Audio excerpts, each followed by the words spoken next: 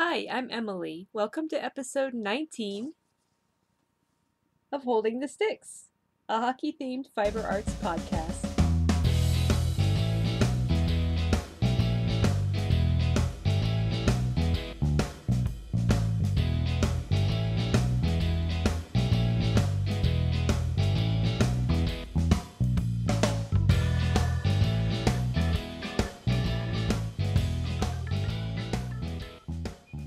Hi, everyone, and welcome to my craft room here in the Blue Ridge Mountains of North Carolina.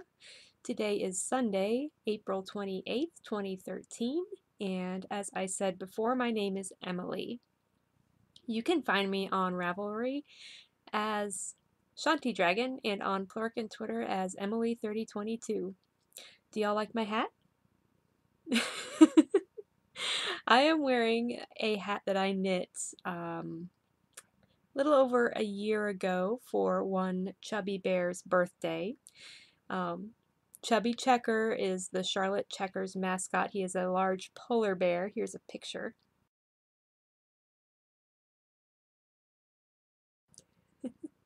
I knitted this hat especially for his birthday, and then went to the hockey game on his birthday and got to meet him on the ice afterward and everything. I didn't wear the hat during the game because I was afraid my big ears would block everybody's view. But this is the Panda / Polar Bear Ear Flap Hat by Randy Lee. I believe that's right. If I'm wrong, I'll put the correct information on the screen as usual. So I am wearing this in honor of the Charlotte Checkers playoff run, which started on Friday, and I'll talk more about that when we get into the third period hockey talk. But I know everybody likes to know what I'm wearing, so that's what it is. Hope y'all don't mind a little bit of silliness today. I'm having one of those really grouchy days, so I'm trying extra hard to be silly today. So, oop, and I'm shaking the camera again. All right. Thank you, all of you who are watching me today, all of you who are watching for the first time, and everybody who's coming back to give me another try. I'm so glad you're here.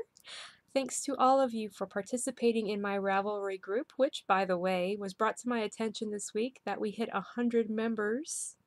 So that's really exciting, and thanks to Franciscan Gypsy, or Talia, for pointing that out to me. I guess I'm a bad podcaster because I didn't even realize, but yay, 100 members! Sorry I'm not doing any crazy special drawings or anything. I'm one of those people that needs to plan these things, and I didn't plan anything, so maybe eventually we'll do something. I don't know. So just a little bit of a pre-game report, what we're going to get into today. I will, of course, talk about my few little projects on my needles. I will talk about running because I've been doing some. Yay! And I will be talking a little bit about some more minor penalties in hockey talk. I'm also going to discuss the draft lottery coming up tomorrow, April 29th, and a little bit about my two favorite hockey teams, as usual. So let's get right on into it, shall we?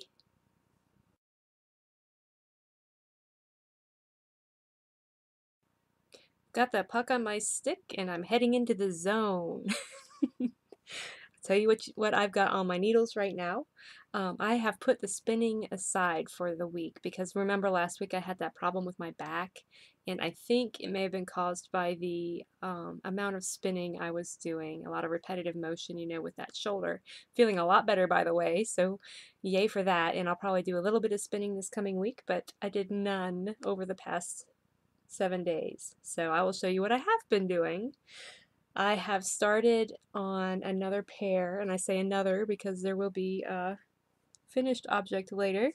Another pair of these summer socks like I was knitting last time.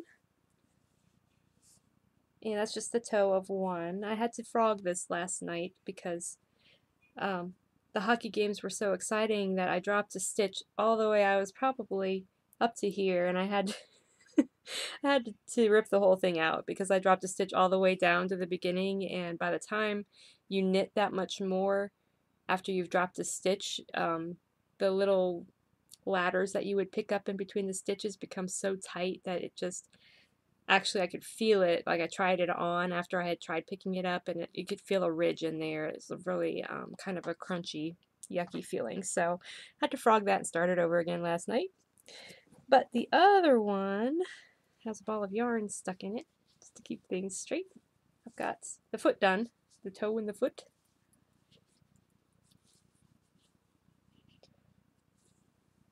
Toe and the foot done on that one. And this is Peyton's Stretch Socks yarn, and it's a colorway Cherry Sours. It's a wool, cotton, nylon, and elastic blend.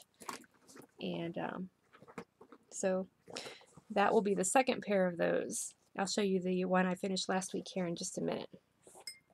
Okay. For my knit along that I'm hosting, if y'all don't know about it, I'm hosting a finish along, and you can finish any project that you started before April 15th, 2013 for a chance to win prizes if you check the Ravelry group and look at the thread that says finish along. I think it says April May finish along. There is a picture of 2 kinds of stitch markers that you could win, or a $5 Ravelry giftable pattern. The winner will get to choose one of those 3. So what I decided to do is not what I have been saying I was going to do all along. I completely forgot that I had this blanket that I was working on. Do you guys remember? I have been working on the Knit Sampler Afghan by Coats and Clark, and this is what it will look like when it's finished, except my colors are way better than that, I think. That's just my personal opinion. And I finished the square. I have shown this before when it was halfway done. So I finished this one up. This is square number 5, I believe. And this is, I am using size US 8.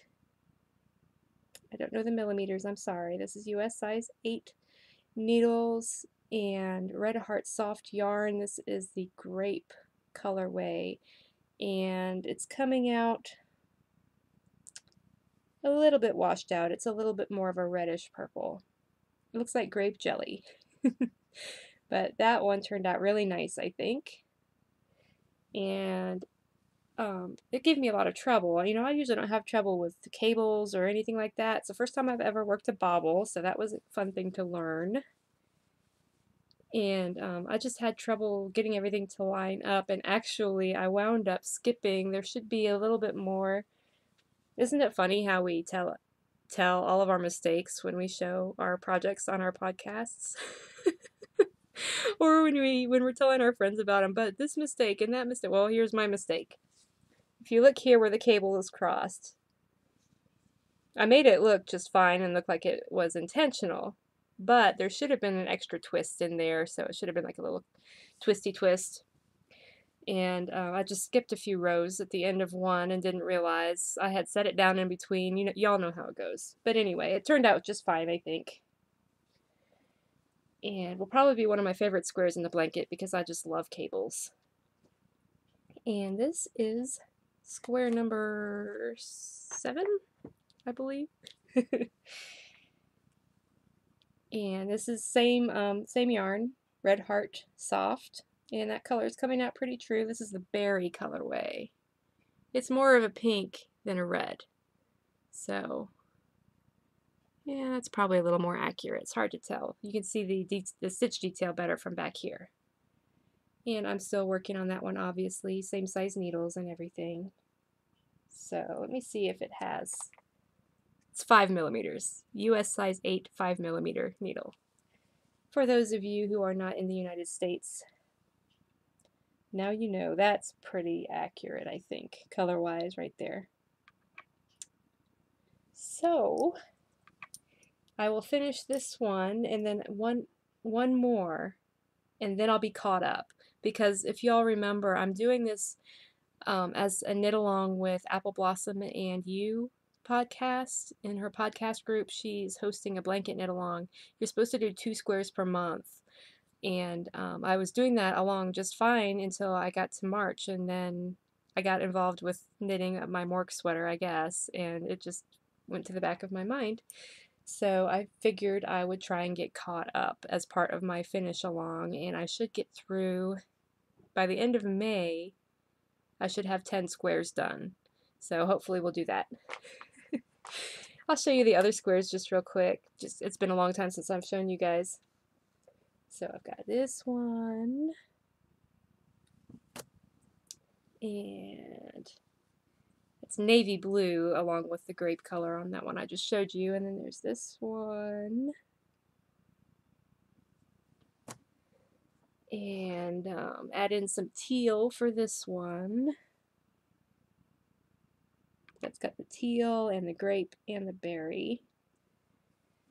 And one more navy one. I'm sitting on the strands here. I left long tails just in case. I don't know how I'm going to sew this together yet. Probably ought to have planned that out before I started, but hey, we'll cross that bridge when we come to it. So, there are all of my blanket squares so far. And I believe that is it for developing play. For She Shoots, She Scores, those socks that I finished are in the wash, so I don't have them to show you, but here is a picture.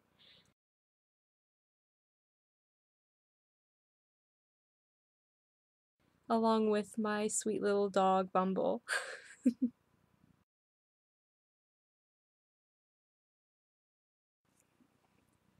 Welcome to the training room. It's been a good week for me, fitness-wise. I didn't work out as many days, but guess what? I got back out there running this week, so I'm so happy and excited, and I have had a couple of false starts, as y'all know, this spring, where I've gone out and run once during a week, and then the weather turned bad and I couldn't run, and then I felt like I had to start over again, and I think we're finally at the point where I'm going to be able to do my program and not have to stop and start. I should have run today, but it is a very rainy day here. I'm looking out the window.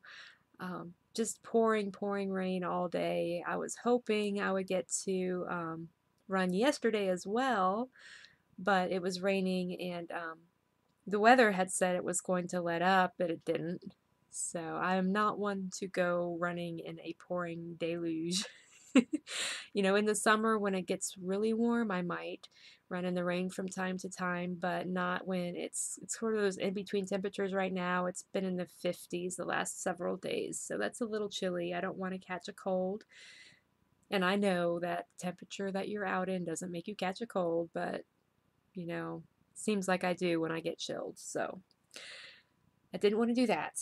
But I have seen a lot of my friends lately get interested in running, and I wanted to share with you some things I know I've already shared, but these things bear repeating.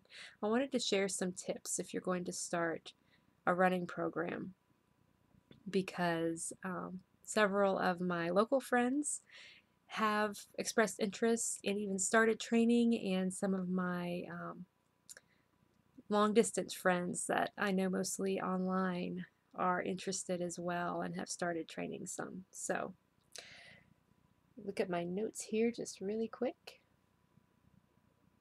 Just a few tips for starting a running program.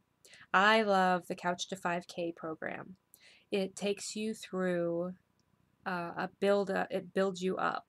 So the first week that you do the Couch to 5K program, you do what are called intervals. You walk a minute, you run a minute, then you walk a minute and a half, and then you run a minute, then you walk a minute and a half back and forth for 20 minutes. You add in a 5-minute warm up and a 5-minute cool down, which is just you walk for each of those 5 minutes, and then you got yourself a 30-minute workout. So, and then as you progress, those running intervals get longer and the walking intervals get shorter. And you run more and more, and it helps build your body strength up. And it was very successful for me. You can get apps for your iPhone. I use Runkeeper, is the app that I use for my running, and it has the GPS built in.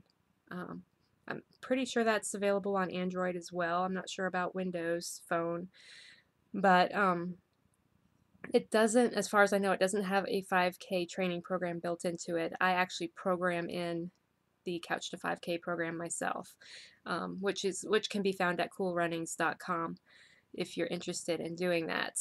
You can also download apps for your phone that will tell you automatically your Couch to 5K plan. So it'll tell you when to walk, it'll tell you when to run. It's usually a timed thing. Some of them have GPS, and you can switch over to distances instead of times, where you would walk for 200 yards and then run for 500 yards or something like that. So I don't trust the GPS on my phone. I live in a mountainous area, and it seems like half the time when I use the GPS tracker on my phone, when I look at the map afterwards, it's crazy. It has me like walking through the river and walking through people's yards and like climbing trees. I don't know what they think I'm doing, but the little line that shows where you've walked, it goes all over the place. So I don't trust it, which is why I use the timing instead of the distance part of the Couch to 5K. But that is totally up to you what you wanted to do with that. Um, like I said, there are apps available for that are just Couch to 5K that will coach you up through that. There's the Zombies Run app that I know Katie from Knitting on the Fly has talked about. Um, that sounds like fun. I still haven't downloaded that app. I thought about it, but I'm not a real big zombie person. So I don't know. I'm doing fine with just the little music and running, and I really enjoy that. So, but that, if you're kind of bored with working out or running, that can add a little twist of fun because it's sort of a game built into your workout. Um, and that app now has a Couch to 5K training module in it. So that's pretty cool. Um, so what you don't want to do if you're interested in starting running is go out and try and run 5 miles first thing. Your body needs time to adjust and, build the strength, and your lungs need time to adjust to that as well if you're not used to cardio exercise. So, um, most important thing when you're starting any kind of new workout regimen is to listen to your body. If you start to experience pain beyond a certain level of discomfort, um, in my case, it's not that I'm a wimp, it's that I have to be super careful about injuries, because if I injure one little bit of myself, then I can't work. Um, a broken finger will put me out of work for 6 weeks. So if I feel any pain, then I scale back. That's just the way I roll, and I've had a lot of success still doing what I do.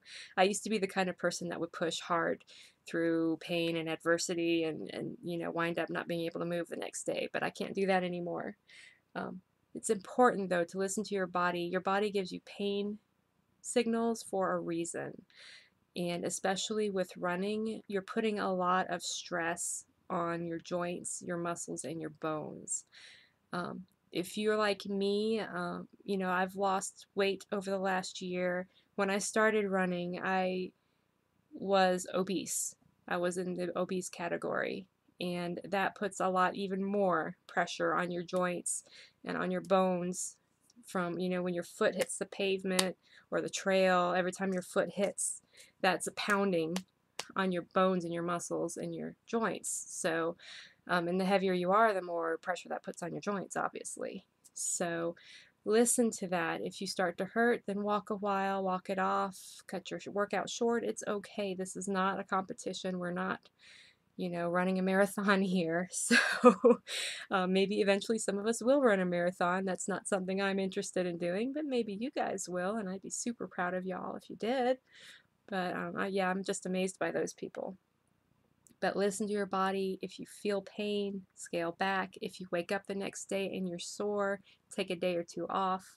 Which brings me to the fact that it's really important, especially when you're first starting to run, to take rest days. Especially if you're a novice runner, do not run 2 days in a row.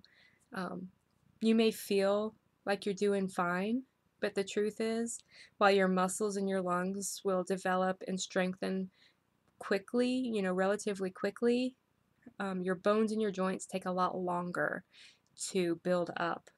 and get used to that pounding and the pressures that you're putting on them. So it's really important when you're starting out to allow a day between your runs for your body to kind of restore and heal itself before you go out and do it again.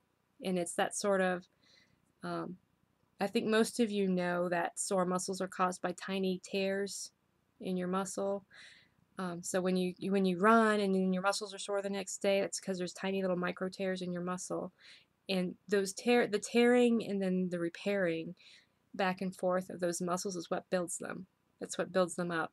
So it's important to allow your body to rebuild, because if you keep tearing it down, then it's never going to rebuild, and then you run into major problems. So um, be careful. There's a reason why those Couch to 5K programs have rest days built in, and it's really important to do that, especially if you're heavier like I was.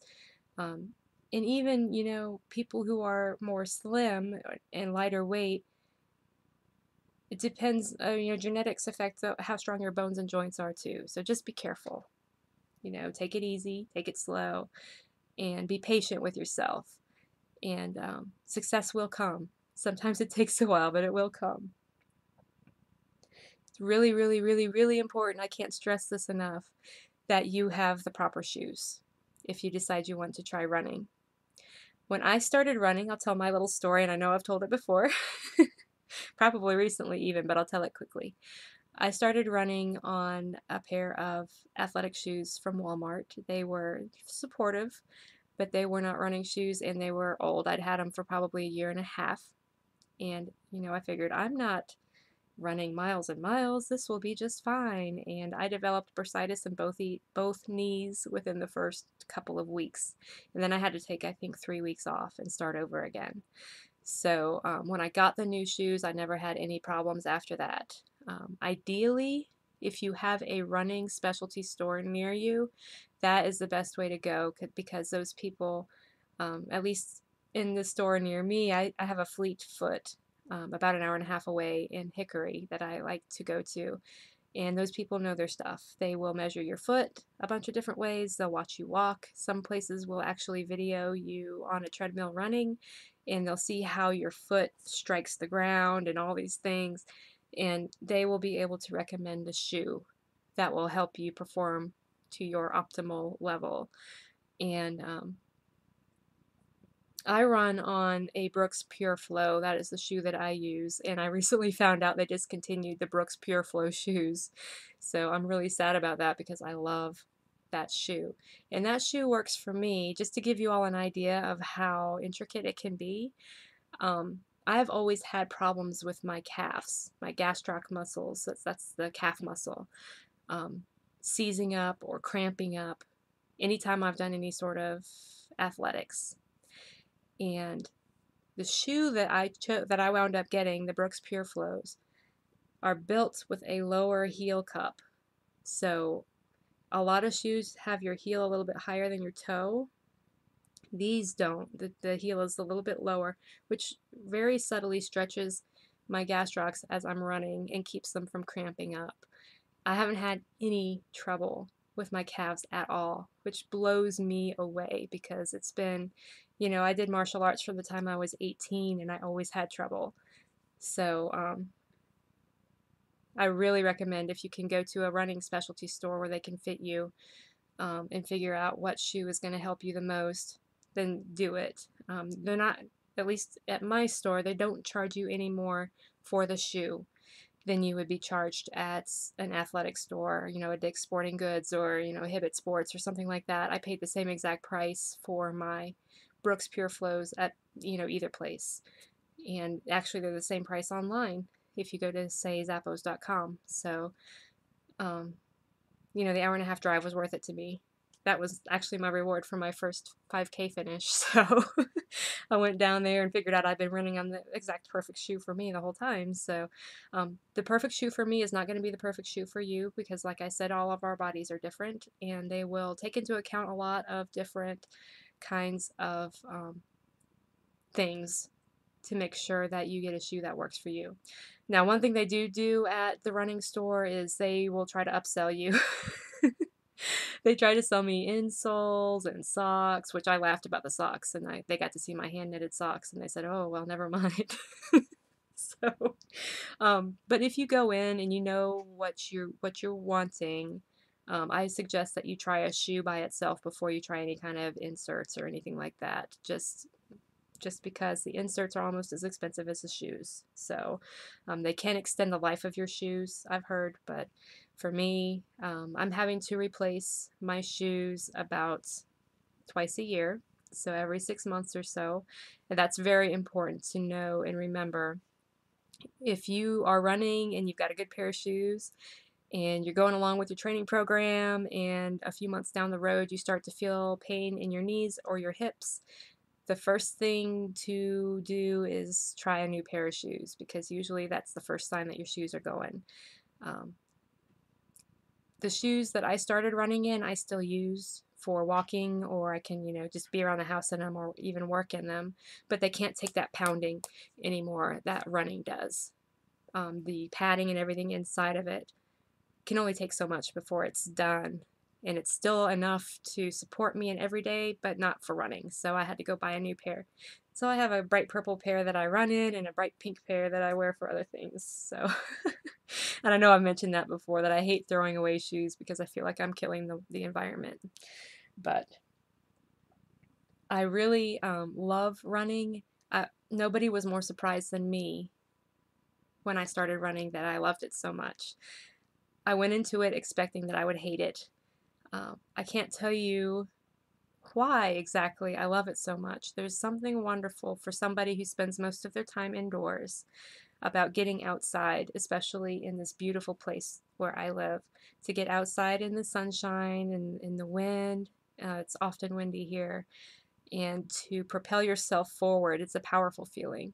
Um, and I have often experienced that runner's high. You come home from a run, a good run, and you just feel on top of the world. And, I think Boutros Babe, Heather from Highland Handmaids, she plurked about this earlier in the week. She said, I have a runner's high and I love everybody. And the world is a beautiful place. It's exactly that way. It is such an emotional boost. And for somebody who struggles occasionally with depression, that's so important for me. And to come out of winter, and to get that heart rate going and everything, absolutely love it. And I highly recommend, if you are interested in trying it, give it a try. Just because you try it doesn't mean you have to keep doing it. It's worth a try. So, just an encouragement there. And just remember that all of those good things about running, that's the primary way that I exercised and brought my blood pressure down to a healthy level. And that's the primary way that I have lost all my weight.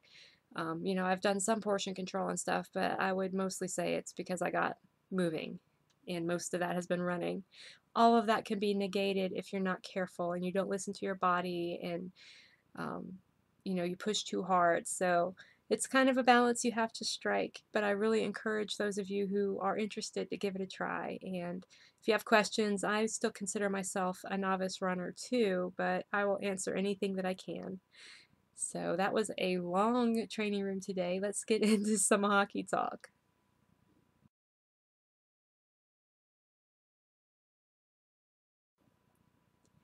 Time to drop the puck for the third period and a little bit of hockey talk. Let's get started right in with Hockey 101 today. I'm going to talk about a couple of minor penalties.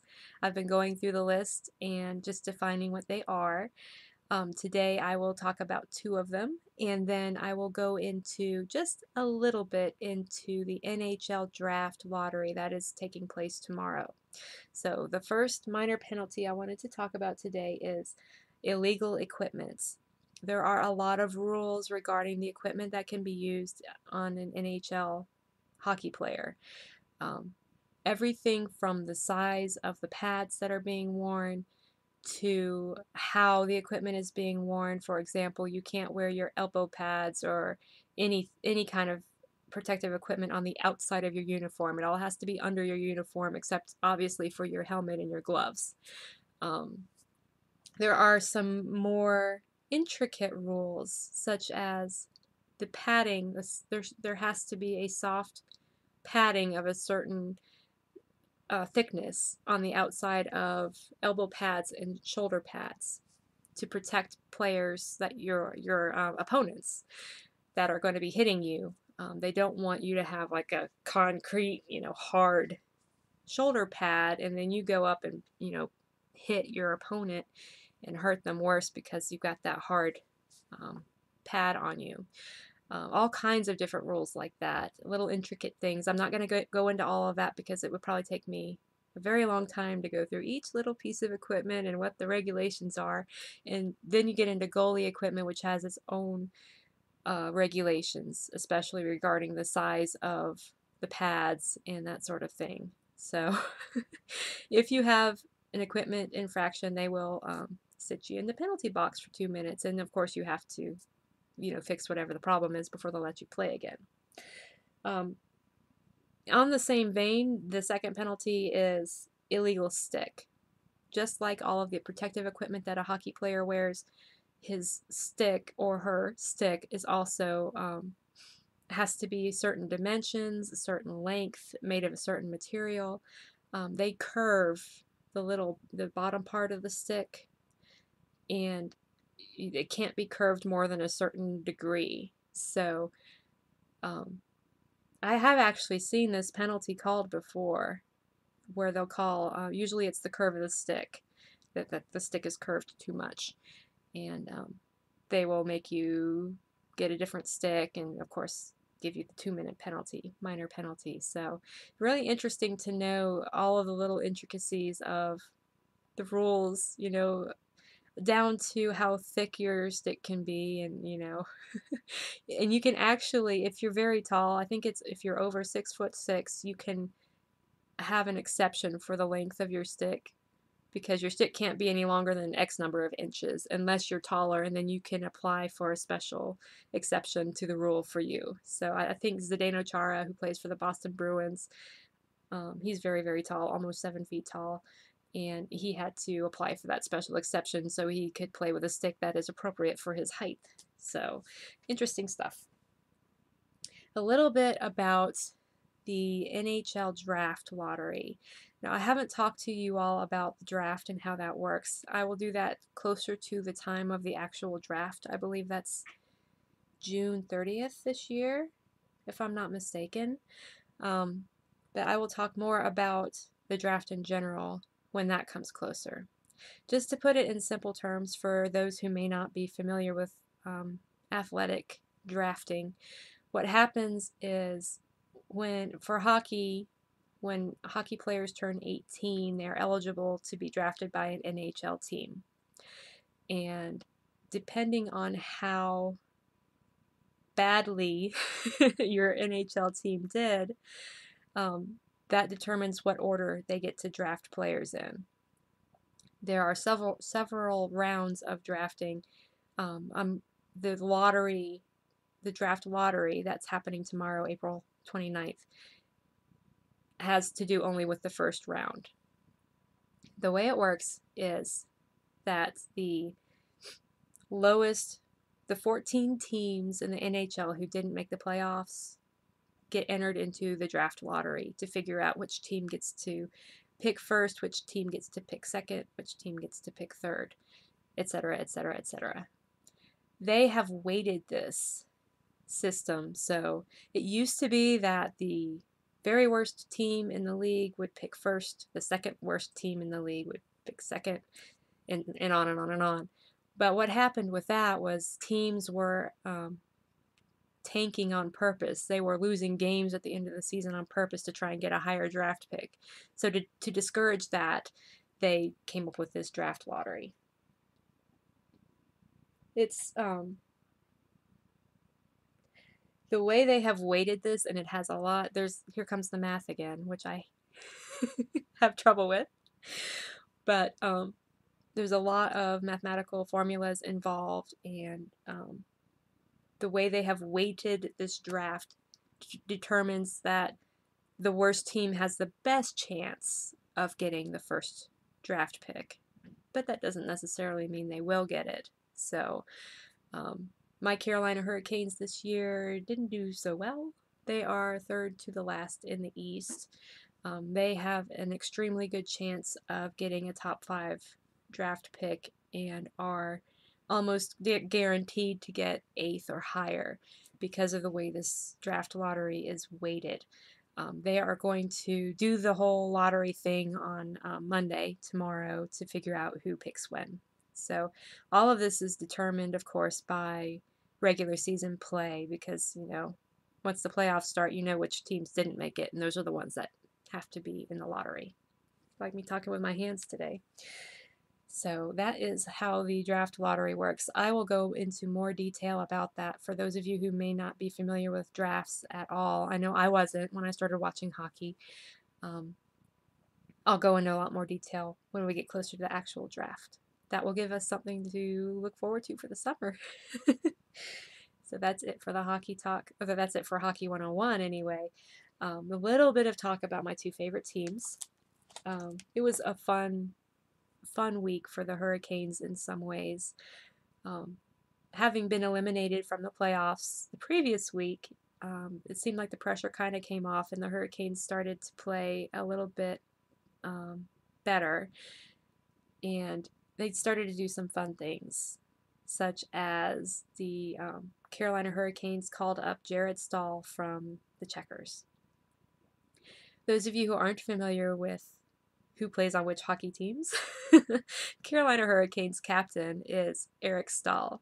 His brother Jordan, until last year, played for the Pittsburgh Penguins, but we traded for Jordan Staal over the summer, actually right at last year's draft. We traded a draft pick and Brandon Sutter for Jarret Staal. So we have two Staal brothers on our team on the Hurricanes. We also have their younger brother Jared that plays for the Checkers. In fact, he has split his time between the Charlotte Checkers and the Florida Everblades, which is one league below the Checkers. And he spent most of this season with the Checkers, which was really awesome. And then last week they called Jared up so that he could play with his two big brothers. And they started the three Staal brothers on the same line at the beginning of the game, which is really cool. It would have been even cooler. We were playing the Rangers that night, and their fourth brother, Mark, he plays for the New York Rangers, but he's injured right now. If you'll remember my talk about the visors and safety equipment, he's the one that got hit with a puck in the eye, and he's still recovering from that. So he wasn't actually on the ice, but he was in the building, and of course their parents were there, and it was really kind of a fun thing to watch. The Hurricanes did not end the season very well. They had a pretty nasty loss last night, actually. I think the final was 7-4, 7-3 maybe. I don't know, I've blocked it out of my memory. It was bad. Versus the Pittsburgh Penguins, which is the number 1 seed going into the playoffs. So, I kind of didn't really expect. I wasn't surprised. I won't say I didn't expect the Hurricanes to win because you never know, but I wasn't surprised that they didn't win. But that kind of stung that it was such a big loss. Meanwhile, my Checkers have started their playoffs. So the Calder Cup playoffs began last Friday night, and the Checkers series is against the Oklahoma City Barons. They had game 1 on Friday night. The Checkers won in an overtime, and that was awesome. And then last night it wasn't so awesome. They lost in regulation, but that's 1 win for the Barons and 1 win for the Checkers. The series will come back to Charlotte now, and on Wednesday they'll play game 3. And if you'll remember from what I said last time, this is a best 3 out of 5 series. So the first team to win 3 games will take the series and move on to the second round. So here's hoping. And that is it for my hockey talk today.